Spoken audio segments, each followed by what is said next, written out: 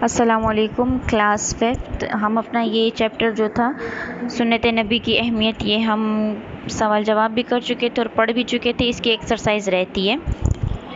سب سے پہلے ایکسرسائز میں ہے کہ درست جواب پر دائرہ لگائیں. تو پہلا ہے کہ آپ صلی اللہ علیہ وسلم کی زندگی کا ہر عمل اور طریقہ جو ہے تو وہ ہے سنت کہلاتا ہے. دوسرا ہے کہ عبادت میں سب سے زیادہ اہمیت جو ہے تو وہ نماز کی ہے.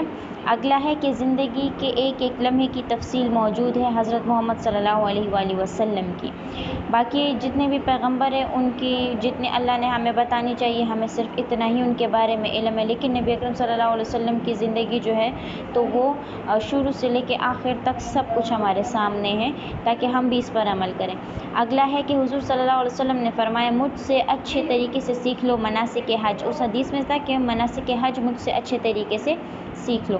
اگلا ہے کہ تمام عبادات کو ادا کرنے کے طریقہ کار کی تفصیل ہمیں سنت نبوی سے ملتی ہے. فرائض کی تفصیل کہ کون سا فرض ہے، کون سا سنت ہے، واجب ہے، مستحب ہے، کیا ہے، وہ سب ہمیں قرآن مجید سے ملتے ہیں. لیکن ان کے طریقے اور ان کو کیسے کیسے ادا کیا جاتا ہے یہ سب سنت نبی یعنی نبی کریم صلی اللہ علیہ وسلم کی احادیث سے اور آپ کی زندگی سے ہمیں ملتی ہے.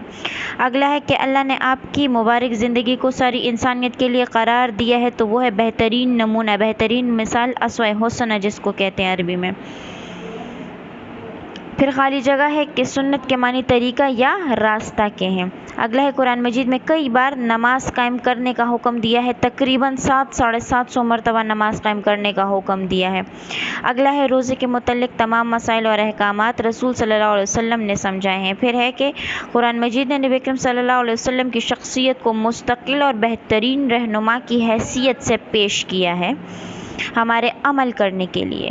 اگلا ہے کہ اللہ تعالیٰ کی محبت اور رضا حاصل کرنے کا بہترین ذریعہ جو ہے تو وہ سنت نبوی کی مکمل اطاعت ہے اور آپ صلی اللہ علیہ وسلم کی پوری زندگی پر عمل کرنا ہے. پھر ہے درست جواب، درست اور غلط فکرات.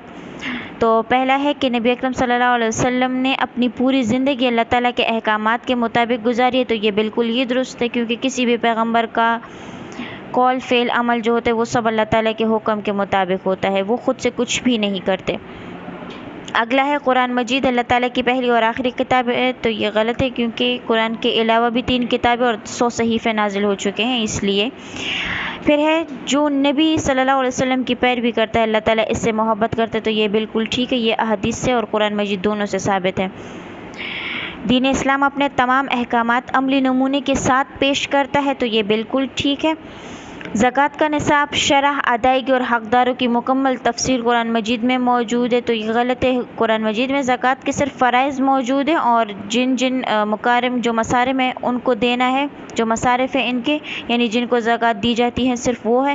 باقی اس کی ساری تفصیل، اس کی ادائیگی کی شرح، کس کس کو دینا ہے کس کو نہیں دینا، وہ سب جو ہے تو وہ سنت نبی یعنی احادیث سے ہے.